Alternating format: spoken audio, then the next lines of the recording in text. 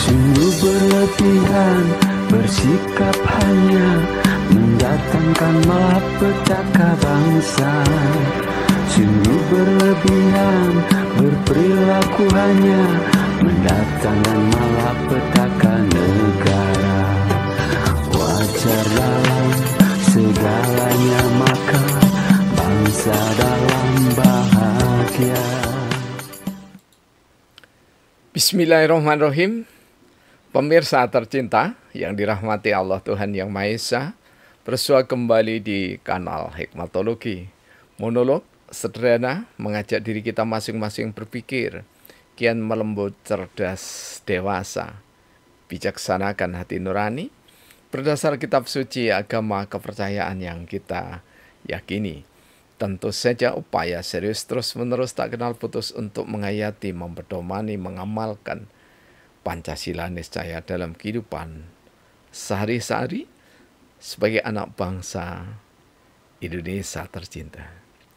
Pemirsa yang dirahmati oleh Allah Tuhan Yang Maha Esa, terima kasih pada saudara-saudara kami yang telah menyimak sekaligus berkomentar dan memberikan masukan bahwa beberapa seri yang lalu di kanal Hikmatologi sempat terjadi gangguan, yaitu suara berdenging atau noise ya. Karena itu koreksinya, masukannya terima kasih. Mudah-mudahan Allah Tuhan Yang Maha Esa senantiasa membalas kebaikan Anda semuanya. Dan tentu terima kasih ini juga kami sampaikan ya, berkali-kali tentu saja pada Mas Sugianto, Sarjana Administrasi Publik, ya, staf dari Universitas Brawijaya Malang, ya, yang telah berusaha untuk di tengah kesibukannya membetulkan dari komputer yang kami pakai untuk siaran tunda ya, atau tayang tunda ini. Karena itulah sekali lagi pada semua pihak terima kasih dukungannya ya. Harapannya tentu saja kanal Hikmatologi bermanfaat untuk kian melembut cerdaskan hati nurani. Nah pemirsa, ketika menjelang Natal tiba, menjelang tahun baru tiba, maka ragam saran pendapat ada di sosial media. Apapun ya, ada Instagram, Twitter, kemudian Facebook, tentu saja grup-grup WhatsApp tak ketinggalan di ragam YouTube.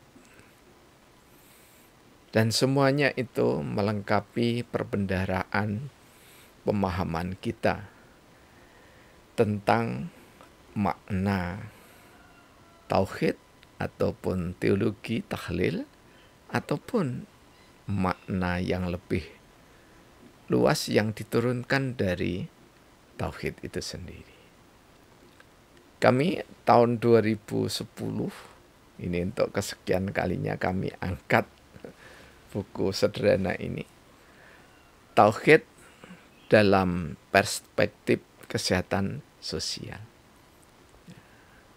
Karena kami memang membidangi ya, lebih tepatnya dianugerahi oleh Allah untuk membantu sesama, menunjukkan mulai dari gerakan sholat dalam aspek sehat sampai dengan manfaat herbal.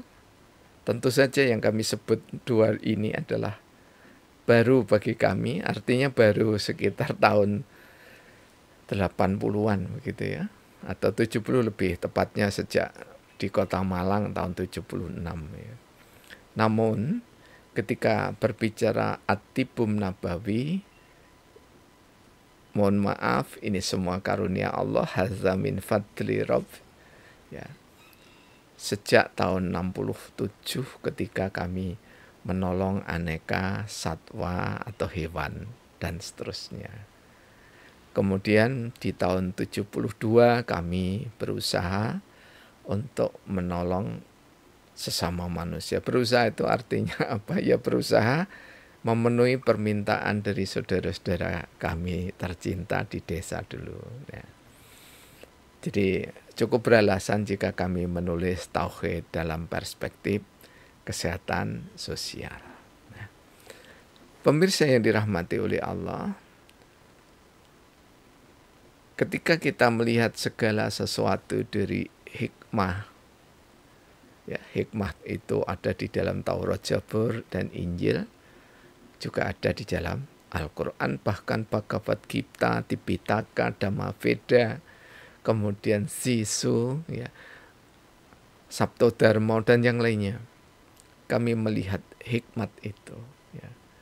Karena itulah pengelanaan kami di dunia keilmuan, tepatnya tahun 1983-84, dibimbing oleh Bapak Dr. Andes Solihin Abdul Wahab, BA, ya, sampai dengan beliau membimbing kami Profesor Dr. Andes Haji, kemudian BA, MA, gelar beliau, nama yang kami maksud serupa, ya. Barulah kami sampai dengan di tahun 2009, ya, kami merintisnya sehingga melahirkan hikmatologi. Ya. Jadi cukup panjang perjalanan ini dari tahun 83, ya, sampai dengan lahirnya hikmatologi ini adalah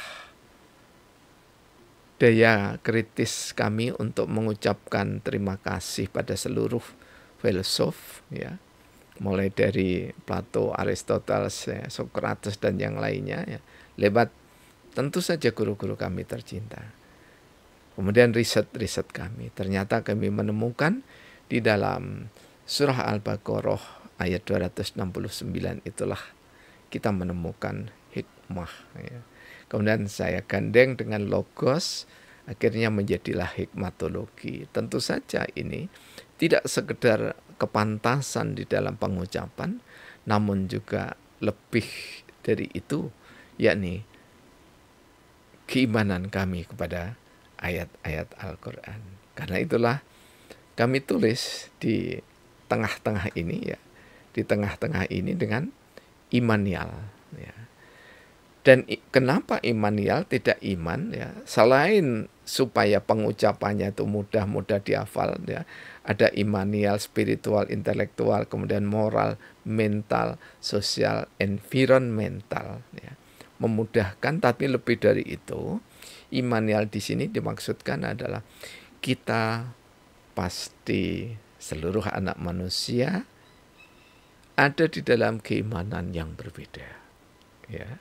Artinya ada iman Islami, ada iman Nasrani, ada iman Buddhis, ada iman Konghucu, ada iman Protestan, ada iman Katolik, Pantekosta, Kristen Jawi Wetan, ya. Kemudian gereja orang-orang suci zaman akhir, ada kelenteng, ada pura, dan seterusnya, ya. Keimanan-keimanan itu tumbuh kembang di Indonesia, termasuk sekali lagi ratusan para penghayat atau aliran kepercayaan yang ada di Indonesia. Disebut apa saja, ya, secara sosiologis keimanan itu memiliki satu kesetaraan. Setara itu tidak sama, ya. Jadi boleh kita mengatakan dalam diri kita maupun dalam pergaulan, mengatakan iman kita adalah yang terbaik, yang tertinggi, ya, yang paling mulia, boleh. Tetapi yang paling penting adalah tidak menistakan saudara kita yang berbeda imannya. Itu yang paling penting. Dan itulah kemampuan diri kita untuk mengelola syahwat diri kita ini. Jadi apakah kita ini termasuk memeluk agama sambil menjajah saudara kita, ataukah kita memeluk agama, memberikan pengendalian pada diri kita sehingga kita bisa menghargai saudara-saudara kita yang beda agama dan kepercayaan. Ya. Sekali lagi, saudara kita yang di para penghayat sama sekali bukan kelas nomor 2 dibanding agama, tetapi juga bukan kelas nomor 1.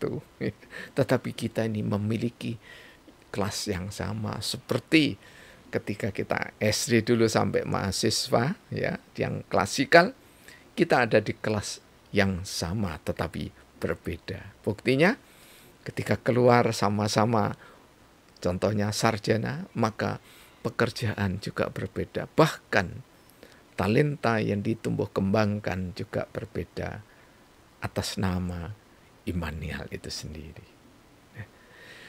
Dan kembali lagi di Tauhid dalam perspektif kesehatan sosial ini buku ini sudah terbit sejak tahun 2010 dan ada ISBN juga, KDT, ya. Nah, apa yang kami katakan di sini salah satunya adalah salam, ya. Di sini kami berikan judul aspek sosial ucapan salam. Jadi, mengapa kami perlu menjelaskan aspek sosial mengucapan salam? Karena salam ini nanti kait berkelindan dengan salah satunya adalah saudara-saudara kita memperingati Natal sekaligus Tahun Baru. Ya. Secara imanial ini yang perlu kita tandaskan. Secara imanial bagi Profesor Quraisy Shihab, Profesor Dr. Quraisy Shihab, ahli tafsir dengan tafsirnya Al-Misbah, Profesor Dr. Kiai Haji Said Agil Siraj, ya, mantan ketua PBNU, ya. Kita sebut 2 ini saja, ya. Kemudian bagi kami sendiri, maka mengucapkan Natal itu adalah termasuk dalam kategori ibadah am. Jadi am ini umum itu, ya. Karena umum, kita tidak terikat dengan imanial ini, ya. Kita tidak terikat imanial. Jadi apapun kepercayaan saudara-saudara kita yang Nasrani, ya silahkan. Tetapi kalau kita diundang kemudian kita mengucapkan selamat Natal dan Tahun Baru, ya, maka kami di dalam hati, ya, sampai lisan pun tidak ada seberkas, ya, keimanan menurut keimanan mereka. Ya. Kita tetap la ilaha illallah, tetap qul huwallahu ahad, kita tetap teguh. Ya. Tetapi kita tetap menghargai. Namun saudara-saudara kita yang mensirikkan ucapan Natal, Tahun Baru, bahkan makanannya pun juga diharamkan oleh saudara-saudara kita yang sesama Islam ini, ya. Ya, menurut kami silahkan, gitu, ya. Jadi kita mestinya tidak perlu ribet, tidak perlu kita berdebat mana yang paling benar, gitu, ya. Karena betapapun diterjemahkan dengan bahasa apapun Al-Quran itu, ditafsirkan dengan bahasa dan ilmu apapun Al-Quran itu, tetap itu adalah second hand, ya. Tangan kedua, artinya tangan kedua itu kita tidak langsung memahami secara pasti maksud dari Allah itu, kecuali Allah dan Rasulnya yang pasti. Karena itulah para sahabat seringkali menuturkan jika Rasulullah satu saat berdialog kemudian bertanya, ya, hanya Allah dan Rasulnya yang tahu. Itu sahabat, ya. Jadi apa yang kami tulis di sini, salam, memiliki implikasi sosial, itu keniscayaan ketika kita mencoba untuk mengkait kelindankan dengan sabdanya Rasulullah. Siapa yang mengucapkan salam ketika mengakhiri sholat, ya, maka secara sosiologis berarti kita masuk di intelektual ini, ya. Tetapi juga kita sudah memasuki di spiritual. Semangat kerohanian kita merembes ke semangat pemikiran kolbu kita, intelektual kita, bahwa kita tersadar bahwa ucapan selamat itu niscaya mampu secara moral ditangkap oleh saudara-saudara kita, muslim maupun non-muslim di lingkungan kita. Karena itu mental kita sebagai orang muslim harus ada keberanian mengakui apa yang difirmankan oleh Allah dengan basmalahnya dan yang disabdakan oleh Rasulullah dengan khairun nas anfa'uhum linas. Mental kita harus betul-betul terasa. Karena sadar bahwasanya zoon politikon, kata filsuf, ya. Secara sosial kita tidak bisa hidup sendiri. Kita harus terikat, niscaya terikat dengan orang lain. Karena itulah ikatan-ikatan ini sekaligus menyapa kehidupan lingkungan kita atau environmental. Mengapa? Karena ketika salam kita tulus dari hati, maka di dalam mutiara hikmah sabda Rasulullah Muhammad SAW, seluruh alam akan turut untuk mendoakan kebaikan atas diri kita. Ucapan Rasulullah ini sering dikutip oleh Bung Karno, presiden pertama Soekarno, bahwa ketika kita punya niat baik, maka seluruh alam semesta akan turut mendoakan. Mengapa kita memiliki keyakinan demikian? Karena dalam riwayat-riwayat dari Rasulullah Muhammad SAW, ya, setiap kali Rasulullah berjalan, seluruh yang dijumpai Rasul mengucapkan salam. Jadi tidak ada yang mati benda ini, tetapi masing-masing memiliki kemampuan, talenta yang berbeda. Namun satu hal, salam itu berasal dari nama Allah itu sendiri.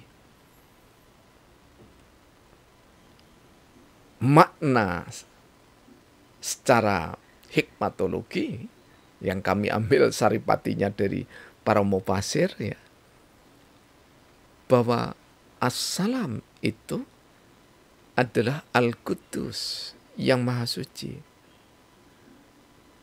Jadi kalau di dalam surah Al-Hasr itu, ya, wallahu alladzi la ilaha illahu al-malik Al-Quddus as-salam.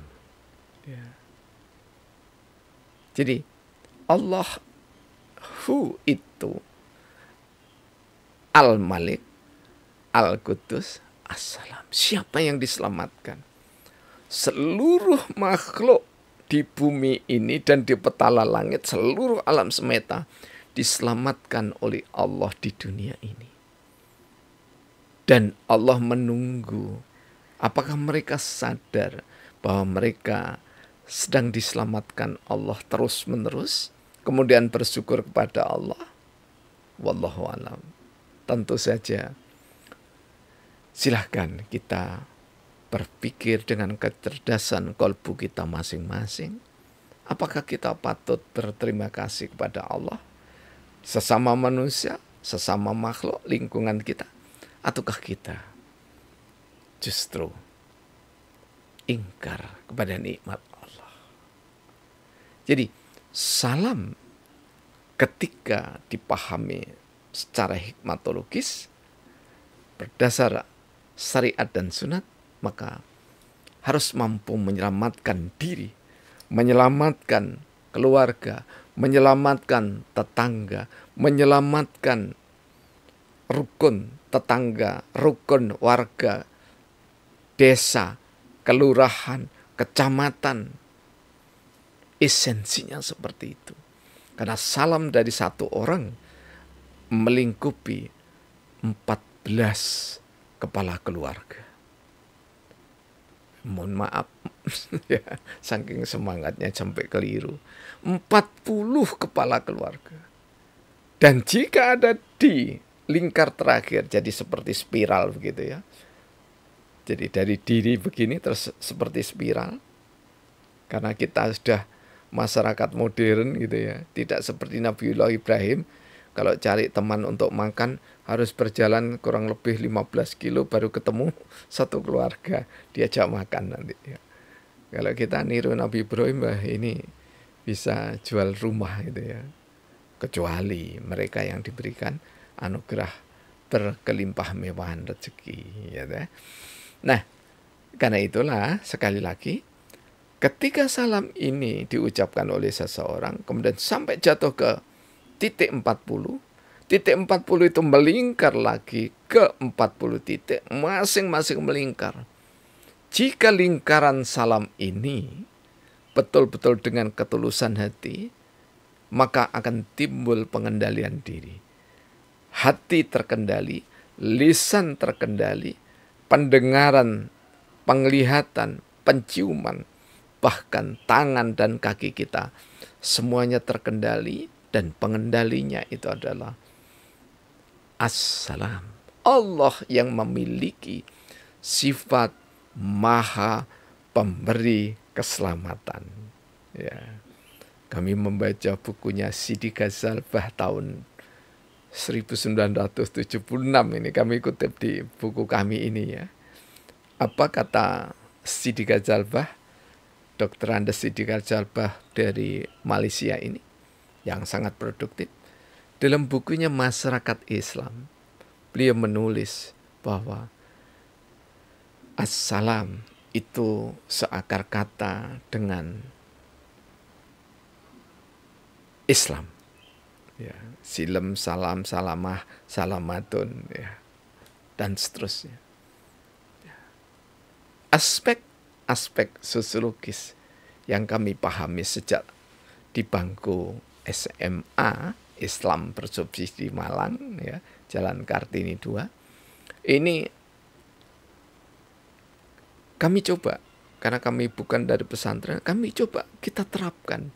Apakah salam yang disampaikan oleh para ahli ya, dan senangan kami juga salah satunya karya Profesor Dr. Buya Hamka dan Profesor Dr. Tengku Hasbi Asidiki ya, mewarnai pemikiran kami. Dan ketika salam memang betul-betul diejawantahkan, diwujudkan, dimanifestasikan selaras dengan